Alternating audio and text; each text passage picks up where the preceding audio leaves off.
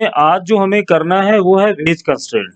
ठीक है, केवल हम ये जानेंगे कि वेज कंस्ट्रेंट का यूज हम एक्सेलरेशन सॉल्व करने में या क्वेश्चन सॉल्व करने में कैसे करेंगे और इसका बेसिक फंडा क्या है वेज कंस्ट्रेंट अप्लाई करने का। तो देखो इसमें जैसे फर्स्ट एग्जांपल मैं ये ले रहा हूं कि यहाँ पर ये हॉरिजॉन्टल प्लेन है, इस टाइप से कोई एक ब्लॉक यहाँ पे रखा हुआ है जिसको हमने नंबर 2 माना, और यहाँ पर I am going to consider block number 1 is here and 2 is here. Let suppose block number 2 is moving with velocity v2 and block number 1 is moving with velocity v1, and there is another force F for pushing. We'll see. Due to this force, B1 and B2 both are moving in right hand side. So what will come out? One thing we are going to concentrate because both bodies are solids, right? दोनों blocks solid है, यानी ये एक दूसरे में मर्ज नहीं हो सकते, एक में इंसर्ट भी नहीं होंगे। और कंडीशन ये है कि अगर इन्हें साथ चलना है तो साथ कैसे चल पाएंगे। तो जरा इसको अगर हम लोग जूम करके देखें इस सिचुएशन को, तो ये देखोगे कि ये आपका ब्लॉक 1 था और दिस इज ब्लॉक नंबर 2। जब मैंने इन दोनों को जूम किया तो ये एक बीच में मैं लाइन ड्रॉ कर रहा हूं, इस लाइन को आप बोलोगे surface of contact, surface of contact. इस मोशन से हम ये देख पा रहे हैं कि अगर इन दोनों को साथ चलना है, दोनों सॉलिड हैं, आपस में इंसर्ट नहीं हो सकते, एक दूसरे में मर्ज नहीं हो सकते, और साथ चलने में एक ही पॉसिबिलिटी है कि इन दोनों का वेलोसिटी इक्वल होना चाहिए। बट क्वेश्चन ये है कि उस वेलोसिटी का डायरेक्शन क्या होगा। तो अब इसको निकालने के लिए जहां पर ये दोनों आपस में कांटेक्ट करेंगे, मैंने जूम कर दिया इसको और ये दिखा दिया ये कांटेक्ट सरफेस है, they are moving in same direction. तो मैं ये देख रहा हूं कि जो v2 का वेलोसिटी है वो ये है और जो v1 का वेलोसिटी है वो ये है। तो यहां पर ऑब्जर्वेशन ये है कि कांटेक्ट सरफेस के साथ ब्लॉक नंबर 2 का वेलोसिटी 90 एंगल बना रहा है और 1 ब्लॉक के साथ भी ये 90 एंगल बना रहा है। मीन्स यहां से मुझे एक हल्का सा आइडिया मिला कि अगर 2 बॉडीज आपस में साथ में मूव करेंगे तो उनका वेलोसिटी कांटेक्ट सरफेस के परपेंडिकुलर होना चाहिए। मतलब मैं ये भी कह सकता हूं कि अगर थोड़ी देर के लिए मैं बोलता हूं कि v2 का वैल्यू ज्यादा है और v1 का वैल्यू कम है, तो ये after some time they will get some separation, यानी ये साथ नहीं चलेंगे, कांटेक्ट में नहीं रहेंगे। अगर v1 का वेलोसिटी v2 से ज्यादा है तो कॉलिजन के चांसेस हैं, हो सकता है टॉपल भी हो, वो एक अलग टाइप का क्वेश्चन है। लेकिन अगर इन दोनों को साथ चलना है तो कंडीशन सिर्फ ये है कि v1 और v2 आपस में इक्वल हो और साथ में इन वेलोसिटीज का जो डायरेक्शन है वो कांटेक्ट सरफेस के परपेंडिकुलर हो। तो इजिली हो गया कि दोनों कंपोनेंट इक्वल होंगे। अब अगर मैं इसको डिफरेंशिएट करूंगा तो ये एक्सेलरेशन भी आ जाएगा। अब इसी पर हम लोग 1 बाय 1 कुछ एग्जांपल्स देखेंगे जिससे कि ये आइडिया दिमाग में सेट हो जाए कि बेसिकली हम करने क्या जा रहे हैं। अब यहाँ पर देखो एक एग्जांपल मैंने लिखा हुआ है। ठीक, इस एग्जांपल में क्या है कि you can see 2 wedge A and B. B downward direction में नीचे आ रहा है, ए राइट हैंड साइड में जा रहा है। ये सिंपली हम समझ सकते हैं कि जैसे ही ए राइट में जाएगा, जितना जाएगा उसी के अकॉर्डिंग बी इसके नीचे आएगा। अब मुझे ये बताना है कि इस बी का वेलोसिटी क्या होगा। तो देखिए अपना कॉन्सेप्ट क्या है कि जो कांटेक्ट सरफेस है उसको जूम करिए। अब देखिए अगर मैं यहां पर एक ऐसा लाइन ड्रॉ करूं तो ये जो लाइन होगी ये कांटेक्ट ऑफ सरफेस लाइन होगी इसकी। इसके ठीक ऊपर ये एक पोर्शन है जो हमें दिखाई दे रहा है ऊपर वाले ब्लॉक का, ये आ रहा है। अब मैं आगे इसके डायग्राम में इंटरेस्टेड नहीं हूं, मुझे कांटेक्ट सरफेस से मतलब है।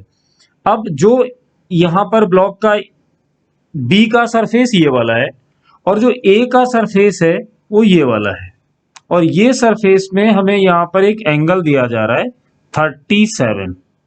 अब देखिए ये है हमारा कांटेक्ट ऑफ सरफेस COS, यानी contact of surface, I am writing in short तो this is a surface of contact.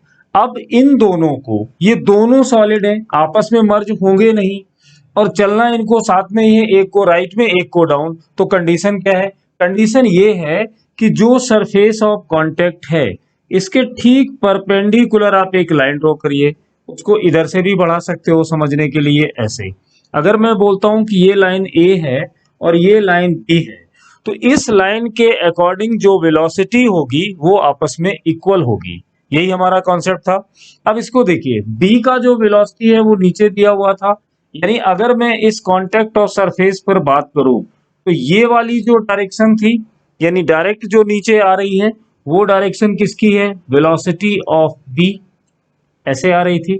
अगर मैं इसी पॉइंट पर इस वेलोसिटी को भी बताना चाहूं तो ये देखिए, इसका डायरेक्शन क्या था? वो ये v था, यानी जो ब्लॉक ए के लिए हमने यूज किया वो ए है। अब प्रॉब्लम ये है कि एक का वेलोसिटी राइट हैंड साइड में है, दूसरे का डाउनवर्ड है, पर मुझे चाहिए इस ए बी लाइन पर। क्यों चाहिए? क्योंकि ये वाली जो लाइन है वो कांटेक्ट ऑफ सरफेस के साथ 90 एंगल बना रही है और इनको साथ चलना है, तो इसी के अकॉर्डिंग वेलोसिटी होना चाहिए। तो अब बस सिंपल सी हम ट्रिग्नोमेट्री यूज करेंगे एंगल फाइंड करने के लिए। अब यहां पर देखिए, ये वाला जो एंगल था, यहां पर हम देख पा रहे हैं कि ये एंगल 37 है और इसी 37 एंगल पे, क्योंकि ये वाला ब्लॉक इसी के अकॉर्डिंग था, तो अगर मैं इस लाइन को और आगे बढ़ा दूं एंगल फाइंड करने के लिए, तो ये वो लाइन है जिससे ये एंगल 37 बना हुआ है। ठीक, अब मैंने यहां पर एक सीधी लाइन ये वाली ड्रॉ कर दी, ये एंगल मेरा 90 होगा और यहां पर जो एंगल बनेगा वो 90 माइनस थीटा होगा। ये कंप्लीट 90 है। देखो, इसको फिर इधर दिखा देता हूं, ये सिचुएशन है। अब आपका ये एंगल है 37, ओके, आगे से एंगल आप जल्दी जल्दी कर लोगे। और ये वाली जो लाइन है वो वी की लाइन है, यहां से देखिए ये 90 होगा, तो ये एंगल अगर मैं थोड़ी देर के लिए 37 को थीटा कंसीडर करूं तो ये एंगल होगा 90 माइनस थीटा। अब वहां से ये लाइन ऐसे आ रही है, ये वाली जो आपका बी बना हुआ है। मैंने पहले ही बोला हुआ है कि ये जो लाइन ए बी आ रही है वो इस सरफेस के साथ कंप्लीट एंगल 90 बनाएगी। तो जब ये एंगल आपका 90 माइनस थीटा है, ये पूरा 90 है, मतलब ये थीटा होगा। तो मुझे ये मालूम पड़ गया कि ये वाला जो एंगल है वो थीटा होगा। अब अगर ये एंगल थीटा है तो देखिए, इसका कंपोनेंट मुझे इस पर चाहिए क्योंकि मोशन इसी के अलोंग होगा, तो मैं यहां पर लिख दूंगा वी वी कॉस थीटा, इसका काम हो गया। अब दूसरा यहां पर देखो, ये ए है, इसका भी इस पर चाहिए, तो इसका एंगल निकालने में कोई दिक्कत नहीं आएगी क्योंकि देखो ये एंगल 37 है, इसी सरफेस के साथ जा रहा है, तो ये एंगल भी थीटा होगा। मैंने 37 को थोड़ी देर के लिए क्या कंसीडर किया हुआ है? थीटा। अब देखो, ये एंगल निकालने में दिक्कत क्यों नहीं हो रही है? क्योंकि ऐसा अगर इंक्लाइन प्लेन है, ये एंगल थीटा है, मैं यहाँ पे एक पैरेलल लाइन इसके ड्रॉ करूं तो ये भी थीटा होगा। अगर मैं इसके पैरेलल एक और लाइन बनाऊं तो ये भी थीटा होगा। यानी अगर ये मैं पैरेलल लाइंस बनाऊंगा तो ये एंगल तो थीटा ही है। अब इस बेस पर मैंने बोला ये थीटा है। अब दूसरी चीज, यहां से जो ये लाइन है जिसके अकॉर्डिंग मोशन आपको देखना है वो इस कॉन्टैक्ट सरफेस के साथ तो 90 एंगल पर है, ये आपका थीटा हो गया। यानी इन दोनों के बीच में ए बी लाइन और वी ए वेलोसिटी के बीच में जो एंगल होगा वो 90 माइनस थीटा होगा। एंगल आप अपने अकॉर्डिंग अपने सुविधा अनुसार भी कैलकुलेट कर सकते हो। टारगेट ये है कि इस वेलोसिटी का कंपोनेंट यहां चाहिए। ठीक, अब ये 90 माइनस थीटा है तो ये कंपोनेंट वैसे तो होगा V A cos, but angle है 90 माइनस थीटा, तो इसकी वजह से ये वाला कंपोनेंट हो जाता है वी ए साइन थीटा। अब देखिए, इस ब्लॉक बी का इस लाइन पर कंपोनेंट हमें वी वी कॉस थीटा मिल गया, इसका कंपोनेंट हमें वी ए साइन थीटा मिल गया। अब कंडीशन ये है कि अगर इन दोनों को साथ चलना है तो कांटेक्ट ऑफ सरफेस के परपेंडिकुलर जो लाइन होगी उन दोनों की वेलोसिटी सेम होनी चाहिए। तो दो कंपोनेंट कौन कौन से हैं? एक कंपोनेंट है हमारे पास वी वी कॉस थीटा और दूसरा कंपोनेंट है वी ए साइन थीटा। अब इसको हम इजिली सॉल्व कर सकते हैं। कैसे? अगर b का वैल्यू है वो हमें कितना दिया हुआ था? 10, ओके, कॉस थीटा, थीटा का वैल्यू है 37, और अगर थीटा का वैल्यू 37 है तो अगर मुझे ये वैल्यू निकालनी है, मैं बार बार बोलता रहता हूँ, ये 37, ये 4, ये 3, ये 5, तो कॉस 37 मीन्स 4/5 यहां पर आएगा। VA हमें चाहिए, थीटा 37 है, साइन का वैल्यू 3/5 होगा। ये देखिए, इस 5 से इस 5 को कैंसिल कर देंगे तो यहाँ होगा 40 और ये आएगा इधर 3, तो VA का वैल्यू आएगा 40/3 मीटर पर सेकेंड। यानी अब हमने इस क्वेश्चन में थोड़ा एंगल और ये सारा निकाला। इसी टाइप से अभी जैसे जैसे क्वेश्चन और प्रैक्टिस में करोगे, अभी हम इसमें काफी सारे एग्जांपल्स लेंगे, तो विल सी द नेक्स्ट। ये वाला क्वेश्चन देखो, नंबर 3 एग्जांपल। इसमें देख रहे हो कि 2 ब्लॉक्स है, 1 ब्लॉक A2 जो नीचे आ रहा है, और जो ये वाला ब्लॉक है वो मैंने बोला हुआ है कि इस डायरेक्शन में A1 एंगल से राइट हैंड साइड में जा रहा है। बिल्कुल सिमिलर क्वेश्चन दिखाई दे रहा है। अब देखिए हमारा टाइम बचेगा, क्योंकि मुझे पता है ये राइट में जाएगा, he will move on right hand side and block number 2 will move in downward direction. But मुझे तो सिर्फ इस लाइन को जूम कर देना है, राइट? तो देखिए अगर मैं इस लाइन को जूम करूं, so this is the contact of surface. अब इस कॉन्टेक्ट ऑफ सरफेस के जस्ट परपेंडिकुलर मुझे एक लाइन ड्रॉ करनी है, जो हमारी लाइन होगी AB। तो अगर इन्हें साथ में मूव करना है, then component of all acceleration and velocity along with this direction must be along with this direction, okay? अब देखिए A2 यहां से आ रहा है, अब एंगल निकालने में थोड़ी स्पीड और बना सकते हो, ये आपको थीटा गिवन है ना, ये देखिए ये ऐसे जा रहा है। अब मैं यहां से क्या कर रहा हूं, एक लाइन ऐसे ड्रॉ कर देता हूं जो हॉरिजॉन्टल ग्राउंड पर 90 एंगल बनाएगी। हमें मालूम है ये एंगल अब 90 माइनस थीटा हो जाएगा। ये टोटल एंगल 90 है, क्योंकि मैंने ये लाइन यही सोच के बनाई है कॉन्टेक्ट सरफेस के परपेंडिकुलर हो। तो देखिए ये लाइन हमारी थीटा हो गई। अब मुझे इसमें क्या मिला, मैं ये देख पा रहा हूं कि जो ऊपर वाला सरफेस है, ये वाला जो कि इसके कांटेक्ट में आ रहा है, ये वाला पोर्शन, मुझे पूरे डायग्राम में कोई इंटरेस्ट नहीं है, मैं सिर्फ कांटेक्ट सरफेस की बात कर रहा हूं। बट उसमें जो एक्सेलरेशन का डायरेक्शन है वो कैसा आ रहा है, उसको अगर आप ध्यान से देखो तो वो ऐसे आ रहा है, ये आ रहा है, ये आ रहा है, ऐसे, और इसी लाइन पर आपको मिलेगा A2। बट हमें इस लाइन पे नहीं चाहिए, मुझे चाहिए इस लाइन पर जो कांटेक्ट सरफेस के साथ परपेंडिकुलर हो। तो कितनी जल्दी आप इसका यहाँ पे कंपोनेंट बना दोगे, A2 cos थीटा। लीजिए फर्स्ट वाले का काम हो गया। अब राइट साइड में ये जा रहा है, तो मैंने इसको फिर यहाँ पर A1 किया। अभी हम लोगों ने डिस्कस किया था ये एंगल थीटा होगा, ये एंगल 90 माइनस थीटा होगा, तो यहाँ का जो कंपोनेंट है वो A साइन थीटा होगा। बेसिकली जो प्रैक्टिस में है, चाहो तो एक बार फिर लिख दो, हम 90 माइनस थीटा लिखेंगे क्योंकि ये कॉस कंपोनेंट है, बस 90 माइनस थीटा की वजह से ये साइन हो जाता है। अब देखिए अगर इन दोनों को साथ मूव करना है तो कंपोनेंट ऑफ वेलोसिटीज और acceleration along with this line who is making angle 90 with the contact of surface should be equal. So once again I can write A1 sin theta and that is equal A2 cos theta, right? So if I want to calculate the value of A1, we'll write A2 cot theta. So this is done. Similarly, we will move in the next question. इसी type का और एक करके देखते हैं। अब इसको देखो, इस क्वेश्चन में क्या है, जैसे ब्लॉक नंबर B वेज यहाँ पर है, एक वेज ये है और दूसरा वेज ये है। अब ये वेज इसमें बोला जा रहा है कि लेफ्ट हैंड साइड में 2 मीटर पर सेकेंड स्क्वायर से लेफ्ट में जा रहा है। तो जब ये लेफ्ट में जाएगा, इसका मतलब इसको नीचे आएगा। जैसे जैसे ये आगे बढ़ेगा तो मैंने ये कंसीडर कर लिया कि इसके एक्सेलरेशन का डायरेक्शन डाउनवर्ड नीचे होगा। अब मुझे बताना है कि एक्सेलरेशन ऑफ वेज ए कितना होगा। एंगल थीटा का वैल्यू भी दिया है 45। तो इस टाइप की सिचुएशन की प्रैक्टिस काफी हो गई है। अब देखिए ये हमारा कॉन्टेक्ट सरफेस है, बहुत स्पीड में करोगे, ये कॉन्टेक्ट सरफेस हो गया, उस पर एक लाइन ड्रॉ करोगे और वो लाइन इसके साथ एंगल कितना बनाना चाहिए, 90। ये हमारी कौन सी लाइन है, AB। और इस लाइन AB के, यानी अगर if they are looking to move together, then what will be the necessary condition? The necessary condition is that the component of acceleration from both blocks should be along this line AB. On the other hand, you can say perpendicular to the surface of contact. तो will see A is moving downward. तो अगर मैं इस block को देखूं, ये contact surface है और इसके जस्ट ऊपर यहां पर जो टच कर रहा था वो वेज ये ए वाला था ऐसे, और दूसरे वाले का टच दिखाई दे रहा है. अब उतना बताने की जरूरत नहीं रह गई है. इस ए का जो डायरेक्शन है वो डाउनवर्ड है. तो अगर मैं इसी के पैरेलल इस पॉइंट पर देखना चाहूं तो ये इसकी डायरेक्शन होगी एक्सेलरेशन ऑफ ए.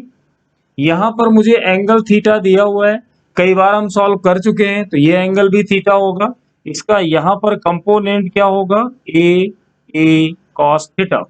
सिमिलरली ये ब्लॉक लेफ्ट हैंड साइड में है, सॉरी ये वेज लेफ्ट हैंड साइड में है, तो इसका एक्सेलरेशन लेफ्ट हैंड साइड में है और उसका value 2 metre per second square है. बट मुझे यहाँ नहीं चाहिए, मुझे अपनी ए बी लाइन के अकॉर्डिंग चाहिए, क्योंकि if two wedge are moving together then component of velocity or acceleration must be equal along with the direction who is making angle 90 with the contact of surface.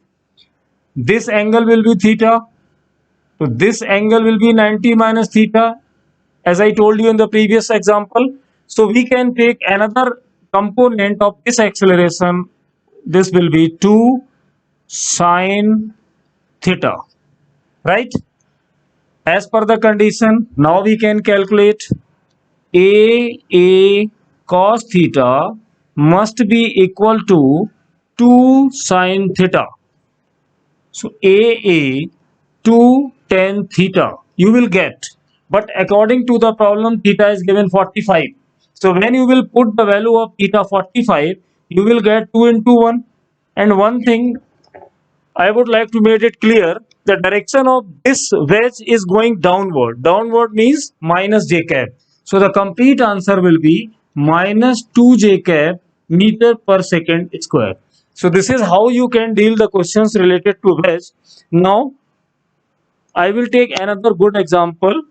अब इसमें इस type का एक example करते हैं. चलिए इसको इस बार ना 2 मेथड से करके देखते हैं, कभी कभी सिचुएशन अलग होते हैं. देखिए यहाँ पर क्या है, एक ये वेज है B and it is moving in left hand side, but you can see here there is a rod. ये एक रॉड है, रॉड को स्ट्रेट डाउनवर्ड लाना है, ये डेविएट ना हो, इससे बचाने के लिए साइड में देखिए सपोर्ट लगा हुआ है. इसको देख के बच्चे डर जाते हैं, क्वेश्चन टफ होगा. ऐसा कुछ भी नहीं होने वाला.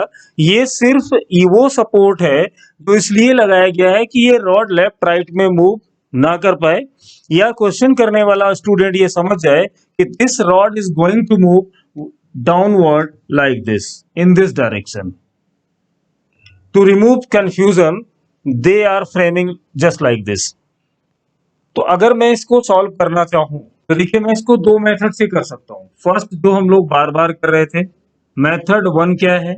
मेथड 1 अपना वही पुराना है, कॉन्टेक्ट ऑफ सरफेस. अब देखिए स्पीड बन जाएगी, ये कॉन्टेक्ट सरफेस है, ये परपेंडिकुलर लाइन है, रॉड ए का जो एक्सेलरेशन है वो यहां पर होगा, but according to the angle theta, this angle will be theta, this component will be a cos theta, and this is moving on left hand side.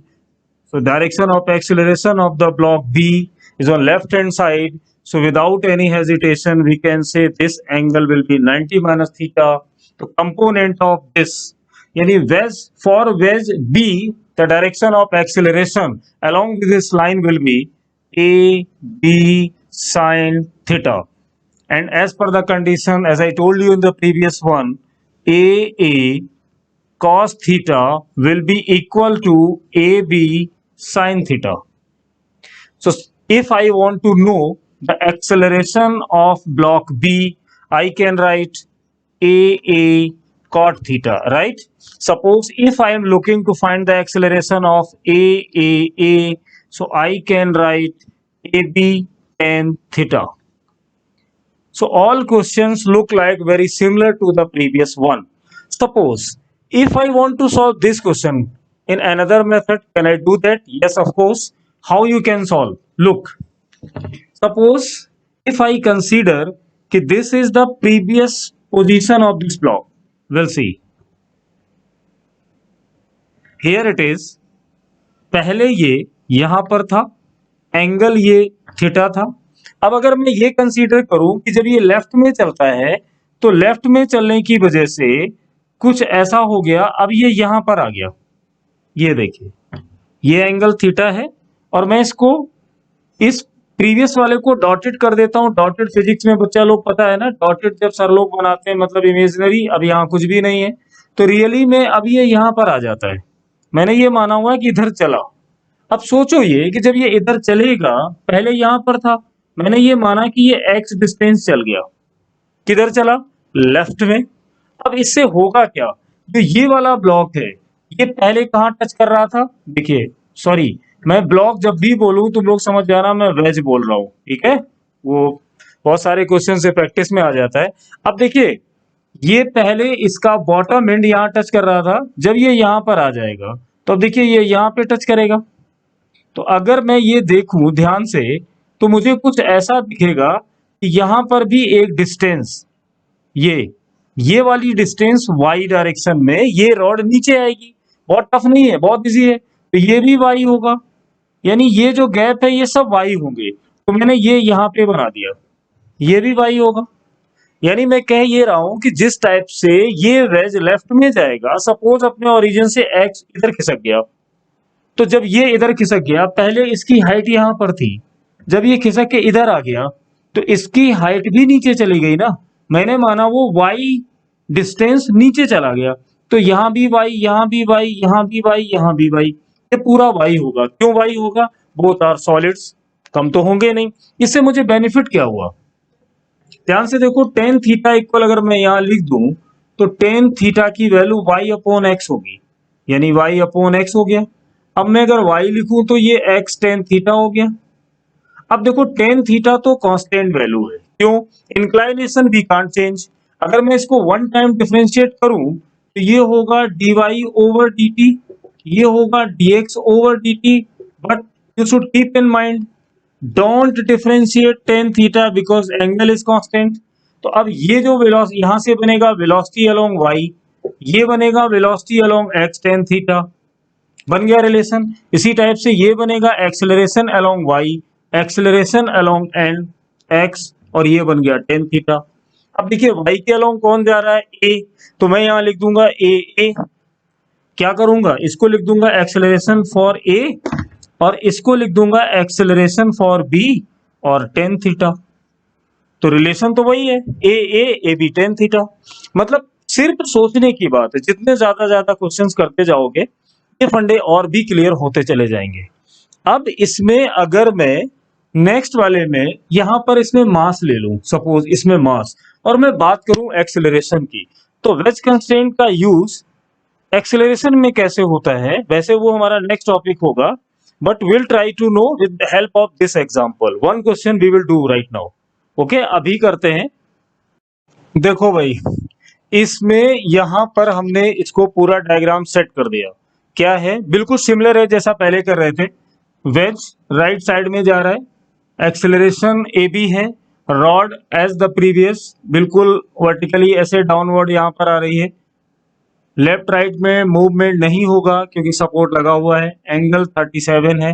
और हम लोगों से ये पूछा जा रहा है कि बताइए ए का एक्सेलरेशन क्या होगा और बी का एक्सेलरेशन क्या होगा। लेकिन साथ में इसके मासेस हमें गिवन है और दोनों का मास अगर मैं बोलता हूं कि सेम है, दोनों के मास को मैं सेम ले रहा हूं, ठीक है। फिर मुझे बताना है ए क्या होगा बी क्या होगा। अब देखिए क्या करते हैं, अपने प्रीवियस डिस्कशन के बेस पर ये फॉर्मूला तो हम डायरेक्ट यूज करेंगे, क्योंकि कई बार हमने प्रूफ किया acceleration of A is equal to A B tan theta. तो जरा यहाँ पे पहले वैल्यू रखते हैं, acceleration of A, acceleration of B into tan. तो यहाँ पर जो एंगल दिया गया है वो 37 है, और ये वैल्यू मैं हर बार क्वेश्चन में लिखता हूं 4 3 5 37 53, याद हो गया होगा अब तो। ये 1037 का वैल्यू कितना होगा, 3/4 होगा। तो यहां पर हम लिखेंगे 3/4 AB। ये एक रिलेशन देखिए, कंस्ट्रेंट का ये बेनिफिट होता है। क्यों हम कंस्ट्रेंट पढ़ते हैं कि because in this question we are going to solve acceleration of A and acceleration of B, but the question was कि how can I relate acceleration of B wedge with the acceleration of wedge A. So that was the question.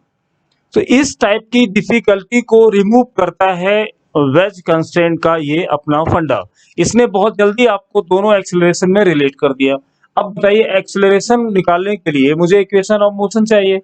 अब equation of motion में निकालूं कैसे? तो बहुत simple है, देखिए फंडा वही है, कॉन्टैक्ट सरफेस हम बनाएंगे, कॉन्टैक्ट सरफेस के परपेंडिकुलर एक लाइन ड्रॉ करेंगे, क्योंकि मोशन तो इसी के अलोंग होगा।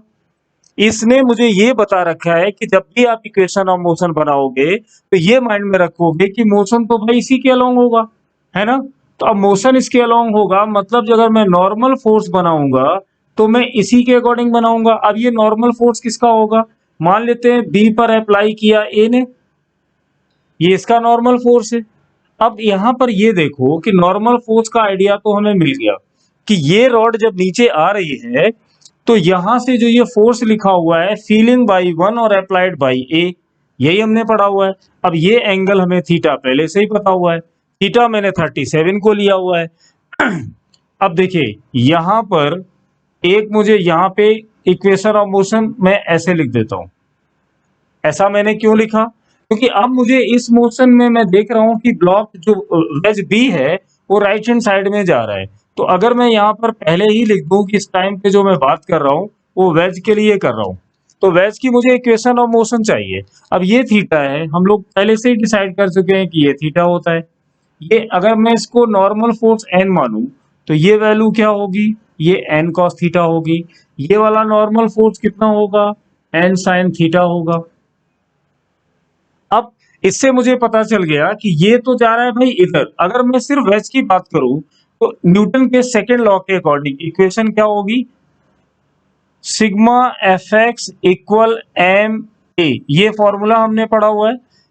एक्स के अलोंग मुझे फोर्स देखना है वेज बी पर, तो राइट हैंड साइड में क्या दिखाई दे रहा है? एन साइन थीटा, ये दिखाई दे रहा है। लेफ्ट हैंड साइड में अभी कुछ भी नहीं है क्योंकि ये तो वर्टिकल है, और मास में किसका लेने वाला हूं? बी वेज का। तो मैं यहां पर मास लिख दूंगा एम, एक्सेलरेशन ए बी। ये मेरे पास एक इक्वेशन बन के रेडी हो गई, बन गई ना, क्योंकि we are looking to find two variables ना, तो मुझे एटलीस्ट टू इक्वेशंस तो चाहिए। अब इसी टाइप से अगर मैं बात करूं, यहाँ पे ये वेज का काम देखिए हो गया। अब सपोज करो कि जो आपका रॉड था उसका सिचुएशन ये था, ये ऐसे थी, यहां पर आ रही थी और यहां पर आ रही थी। अब इसको ध्यान से देखो, जो इस रॉड का वेट होगा वो mg डाउनवर्ड वर्क कर रहा होगा, लेकिन जब ये रॉड ए इस पर फोर्स अप्लाई करेगी तो ड्यू टू रिएक्शन बी ए पर भी करेगा, और किसके अलोंग करेगा? ये देख लो, ये वाला कंपोनेंट इसके ऊपर जाने वाला है इधर, और वो होगा कितना? N cos theta. अब इजिली आप देख सकते हो कि अगर मैं रॉड की इक्वेशन ऑफ मोशन लिखूं तो mg is acting downward negative Y axis में, और n cos थीटा ऊपर की तरफ लग रहा है।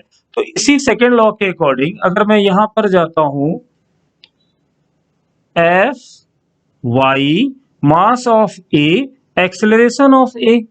अब एफ वाई में देखिए mg downward minus n cos theta, ये अपोजिट है। मास किसका लेना है? दोनों का मास मैंने सेम बोला हुआ है। एक्सेलरेशन मुझे ए का लेना है, तो टाइम बचाने के लिए मैं यहां पर इसकी वैल्यू रख देता हूं, या फिर अभी इसको ऐसे ही छोड़ देता हूं। ये एम ए हो गया, ये मेरा इक्वेशन नंबर 2 हो गया। अब देखिए ये दोनों इक्वेशंस आ चुके हैं। अगर मैं यहां से एन का वैल्यू सॉल्व करके यहां पर रख दूं तो मुझे ए मिल जाएगा। तो चलो ट्राई करते हैं ए का वैल्यू इसको कैसे सॉल्व कर सकते हैं। और ये ध्यान रखना है कि ए यहां मुझे निकालना है, तो मैं कोशिश करूंगा कि बी इस इक्वेशन में दिखाई ना पड़े। तो उसके लिए क्या करूंगा, यहां पर पहले मैं लिखूंगा N, N equal M into, अब देखिए ए बी का वैल्यू, अगर मैं ए बी की वैल्यू यहां से निकालूं तो वो होगी 4a बाई 3, यानी ए बी का वैल्यू 4/3 ए हो बन जाएगा, ये एम है, और अपॉन में क्या आने वाला है, sine theta, right. Sine theta का वैल्यू कितना है, साइन 37। अब साइन 37 की वैल्यू हमें चाहिए, इक्वेशन ये देखिए ट्रायंगल बना हुआ है, 3/5 होगी। तो अब क्या होगा इसमें, 4 acceleration of A mass 3 into, और ये वैल्यू है 3/5, यानी 3 इधर होगा और 5 इधर होगा, क्योंकि मुझे चाहिए साइन 37 परपेंडिकुलर अपॉन हाइपोटेनियस। तो ये देखिए यहां पर ये बनेगा 20/9 और m, ये वैल्यू हमने सॉल्व कर ली n की। अब देखिए n की वैल्यू हमारे पास यहां से निकल आई।